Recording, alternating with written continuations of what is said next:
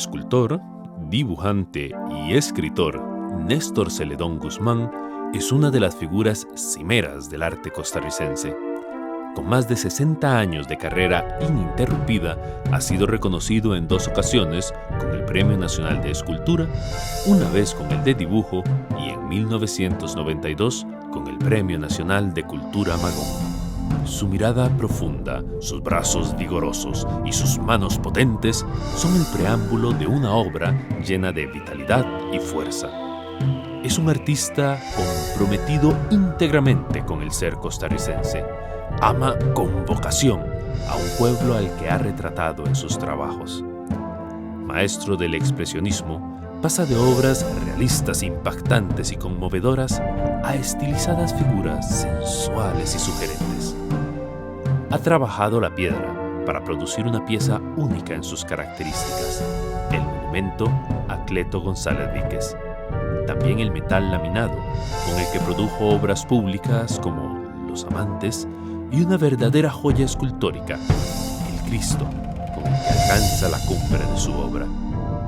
Pero, coincidiendo con su sentido vital, el soporte predilecto de su obra es la madera. Aquí Néstor Celedón se siente a sus anchas, se funde con su trabajo y hace brotar ese sentido profundamente humano que lo caracteriza. Coherente e íntegro, Néstor Celedón sostiene con orgullo su postura crítica que lo ha llevado a involucrarse con luchas sociales y populares. Tal vez la más conocida fue su lucha contra el Tratado de Libre Comercio con Estados Unidos, Centroamérica y República Dominicana.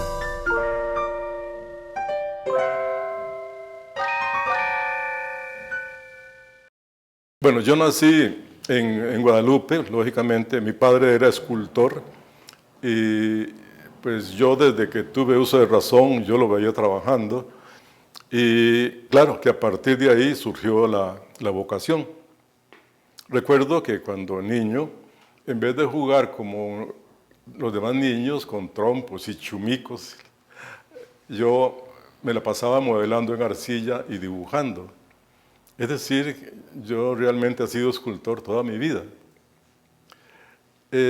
Después pasé a trabajar ya con 16 años, 17, en el taller de don Manuel María Zúñiga Rodríguez, el padre de Paco. Don Manuel Zúñiga era un extraordinario escultor imaginero, que había recibido las influencias de los grandes artistas imagineros de España y de 2 focos de esculturas famosos en América Latina, que eran Antigua Guatemala y Quito. Así que don Manuel hacía unas esculturas extraordinarias y yo aprendí con él la disciplina de lo que es hacer rostros perfectos y manos perfectas. Así es que entonces ahí estuvieron los primeros pasos de mi vida artística.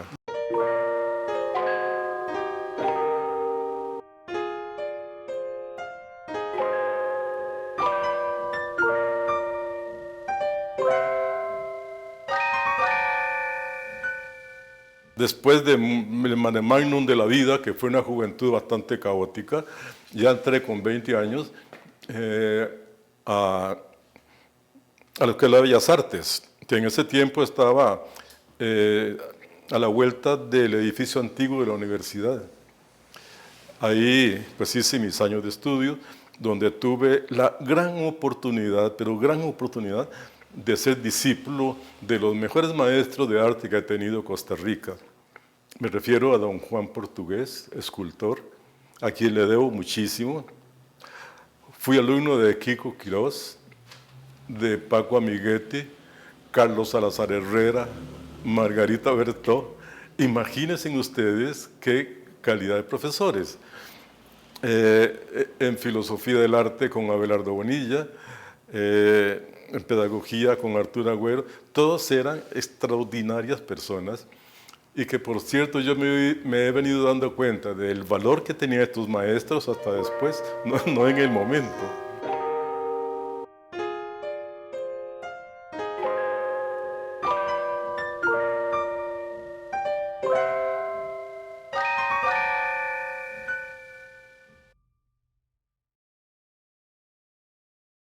Yo desde jovencito he sido un profundo admirador del paisaje costarricense, de la figura del ser humano costarricense, especialmente en los campos donde he tenido que vivir mucho en Guanacaste.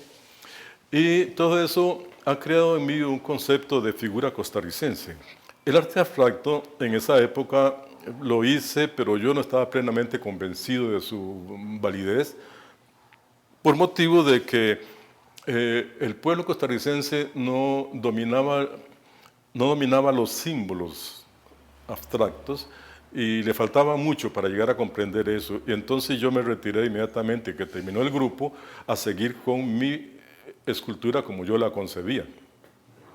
De hecho, yo trabajo el expresionismo. El expresionismo me permite alterar las formas según sea el tema y para darle mayor énfasis y mayor fuerza al contenido. Y bueno, siempre con un profundo amor por el pueblo, especialmente por el pueblo oprimido, las luchas sociales. Me he vinculado a las luchas sociales, he sido de izquierda toda la vida y continúo siéndolo. Y mis esculturas siempre son de denuncia y de protesta. Cuando yo veo injusticias que se cometen contra las clases pobres, yo me indigno tremendamente. De hecho, puede verse en mi escultura Cogedora de Café, Paso de Navidad visto desde la óptica costarricense, el domingueño, que es un peón de cafetal, sembrador, etc. Exaltación de la figura humana costarricense.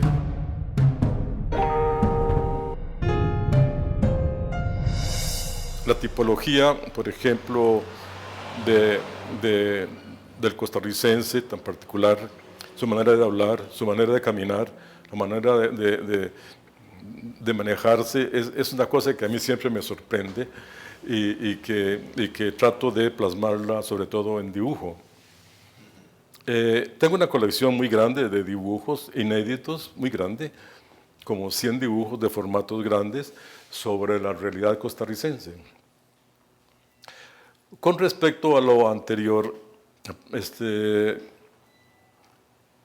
yo tuve oportunidad de estar en el Paseo Colón cuando defendíamos el no del TLC, y cuando al día siguiente me di cuenta del fraude que hubo, sufrí una gran indignación que me motivó como escultor a hacer una obra que reflejara esa indignación.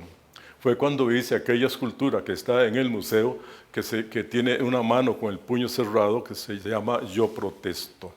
Es Yo Protesto por el asunto del TLC. Entonces quiere decir que la motivación en la obra de arte, en el caso mío, es más que todo la realidad circundante, el paisaje que nos rodea, la gente que nos rodea, las situaciones existentes en cada momento son los motivos de mi inspiración para realizar mis obras.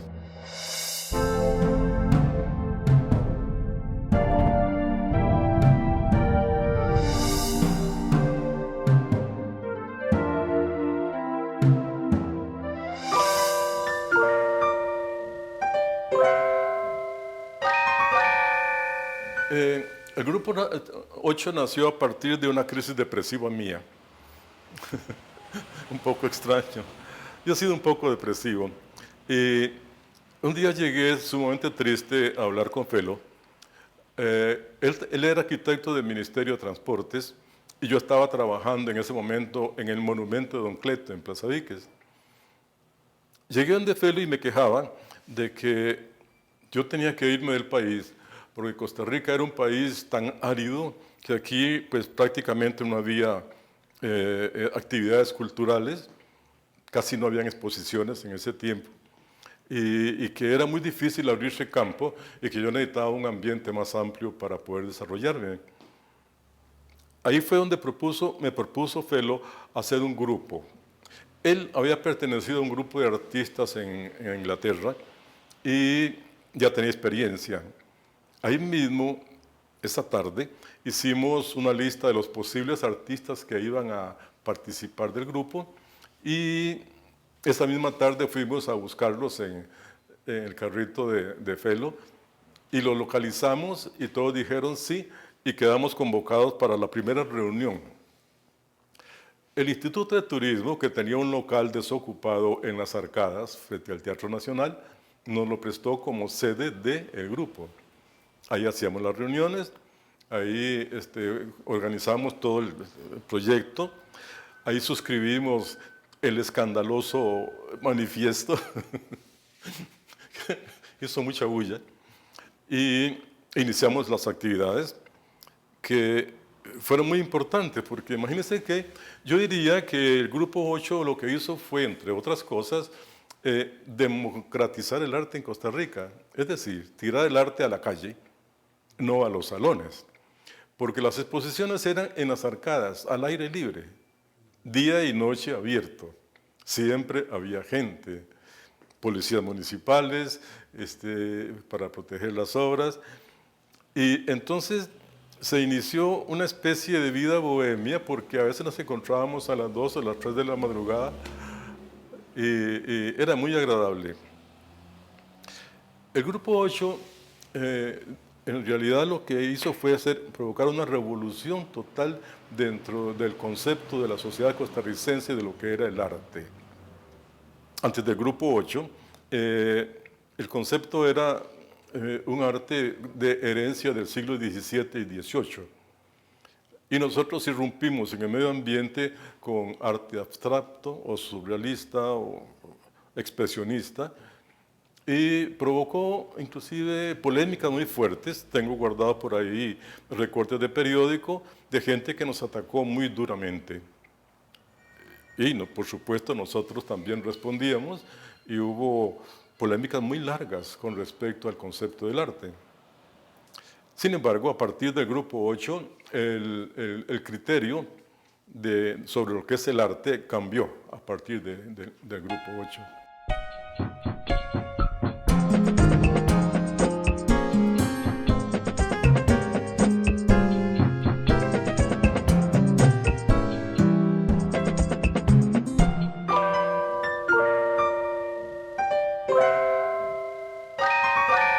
Imagínense que en esos años la gente no tenía idea de lo que era un arte abstracto y comenzamos exponiendo arte abstracto y la gente no entendía nada. Y especialmente los aficionados al arte clásico, esos eran los que nos atacaban muy duramente. Sin embargo, como les decía anteriormente, el grupo cambió el criterio de la gente con respecto al arte. Y ese cambio de criterio nos acompaña todavía hasta el momento. Siempre decimos que el arte en Costa Rica se divide en dos épocas, antes y después del Grupo 8.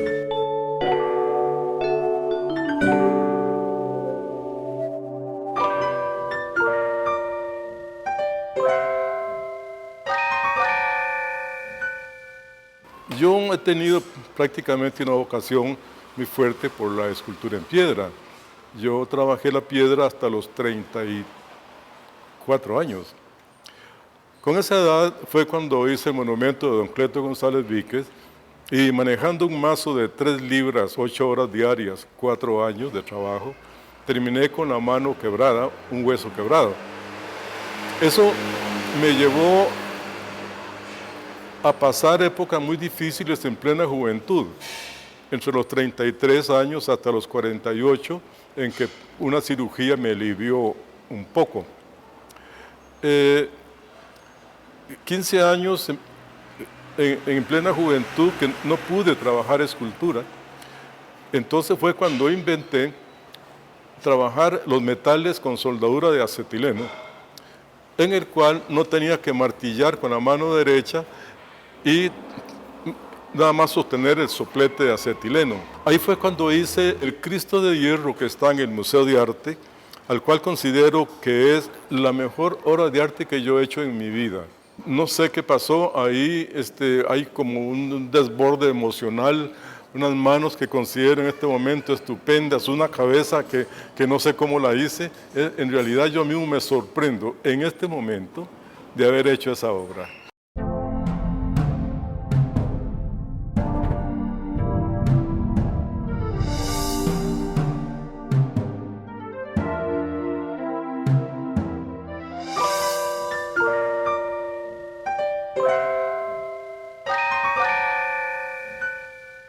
Ahora han surgido unas formas que se llaman performances y instalaciones, lo cual me parece totalmente absurdo porque los jóvenes que se dedican a esas formas plásticas están perdiendo el tiempo y además lo que hacen es perecedero.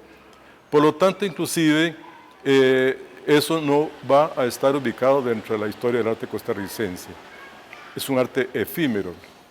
Por otro lado, ha aparecido, la moda de pintar. Todo el mundo pinta, todo el mundo, hasta por terapia ocupacional, todo el mundo pinta. Y claro que la gente, después de que ha pintado unos cuadritos, entonces exponen sin conocimiento de lo que es el arte, embarrando una pintura en una tela y ya se creen artistas. Y exponen, no, y está bien que expongan, está bien. El problema es el público, que el público considera que eso es un arte verdadero. Se ha llenado el país de un pseudoarte que va desde lo folclórico hasta el abstracto, hasta los pegostes de materiales diversos en una tabla. Es decir, ahora cualquier cosa es obra de arte. Por otro lado, también tiene mucho que ver la cultura o la incultura de las clases pudientes, que son las que compran. Todo el mundo, los pintores, quieren vender, lógicamente, y con toda razón, y entonces hacen un arte que esté a la altura de los gustos de la gente que puede comprar. Y una señora ricacha, pues es ricacha, pero no puede ser culta, y entonces compra cualquier cosa y lo ponen en su casa. Entonces, de hecho, no se está dando un movimiento plástico verdadero. Tenemos pintores notables, Félix García, Lola Fernández, Carballo, escultores estupendos que están trabajando muy duro, Mario Parra, Leda Astorga, Maricel Jiménez. Tenemos jóvenes que están luchando verdaderamente dentro de lo que es el concepto arte, pero son pocos. Uno encuentra en la calle cantidad de pintores y escultores que realmente lo que están haciendo son cosas que no tienen importancia. Y repito, la mayor culpabilidad la tiene el comercio, porque tienen que hacer cosas al alcance de la gente, del mal gusto de la gente para poder sobrevivir. Entonces hay una doble trampa en la cual pues no se hace un arte verdadero y los jóvenes que se consideran artistas no lo son y están perdiendo el tiempo.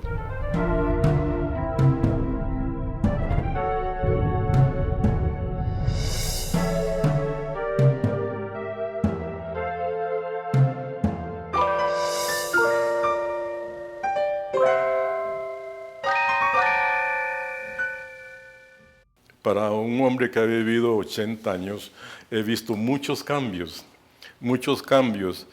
Y la verdad es que los cambios ahora han sido muy, muy fuertes, en donde hemos perdido hasta la independencia, porque nuestros recursos naturales han sido entregados a empresas transnacionales, y eso me pone terriblemente triste de que hayamos perdido, pues, hasta la manera de ser, porque así ha sucedido. Es interesante, ha sido un proceso lento, paulatino. Comenzó con el 48. En el año 48 luchábamos por defender las garantías sociales, el seguro social y todas las conquistas sociales logradas en los 40. En el año 48 luchábamos por defender eso y en este momento el seguro social está a punto de desaparecer y el ICE y otras instituciones que se lograron a base de un gran esfuerzo. ha sido un proceso, y como dice usted, un proceso largo en el cual Costa Rica se vino jodiendo.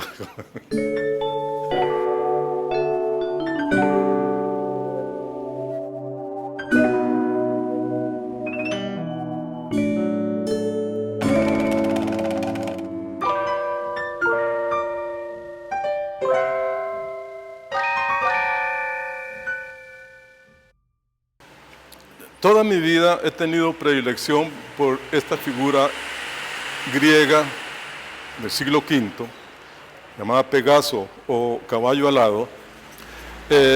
Esta figura representaba la inspiración, mejor dicho, que el caballo alado llevaba a los artistas a las alturas donde concebían la inspiración de sus obras. Sin embargo, en el caso mío, lo que utilizo, la figura representa para mí el concepto de libertad, concepto de volar. Ha sido una figura muy atractiva que la he hecho muchas veces. Estoy proyectando hacerla en madera y este es el anteproyecto en el cual lo he realizado, por cierto, que es un papel común y corriente, papel de envolver, y utilizando carbón corriente, y luego, entonces la figura se concibe siempre tomando en cuenta el formato del material con que contamos, y deben de quedar equivalentes los espacios sobrantes de papel hacia todos lados, porque si la figura me queda muy atrás, queda como pegando aprisionada por esta línea de atrás. También aquí le falta espacio. En el relieve tengo que darle más espacio porque como su dirección va hacia adelante, necesita más espacio para que se sienta la distancia y lo aéreo. Bueno, la figura concebida así, voy trabajando siempre con un sentido de línea suave, no fuerte, pero así que tengo la forma general, empiezo a reforzar con los tonos oscuros, ya como dándole calidades artísticas. Por el momento, anteriormente era boceto común y corriente, pero aquí ya le empiezo a dar calidades de dibujo, para hacerlo pues realmente hermoso, porque este mismo dibujo después lo fijo y se puede enmarcar y hasta ir a exposiciones y demás como un dibujo verdadero en sí mismo. Bien, entonces la técnica es esto, nada más, ir dibujando, mejorando los perfiles, a mano libre, nunca recostado aquí, nunca, sino así, manejando con la mano al aire. Y también acostado para acentuar las sombras. Lo mismo en todas sus partes, en la cola. Es muy agradable el dibujo así, a mano alzada, que llamamos, porque se pueden hacer cosas muy rápidas y como ejercicio es extraordinario.